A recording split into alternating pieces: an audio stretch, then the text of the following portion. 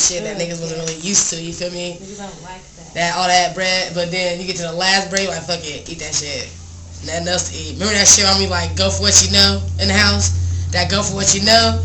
When she says shit like that, there's no food in the house. And she's not... But some noodles. But some noodles, probably 2 eggs, 1 potato with the roots growing out. You know, you niggas gotta cut the roots and shit off, making that shit into something. There's probably like 1 box of macaroni and cheese. She know that shit. 1 strip of bacon. She don't care. She don't let niggas go. We start grabbing our shit real quick. Like, nope, this is mine. This was mine. Nope, you can't have this. Making a shit up. Whatever. That shit come out to be whatever.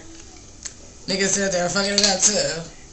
Mama, meanwhile, got her food in the back room, her snacks. You know what I mean? We knocking on her door. She's like, go for what you know.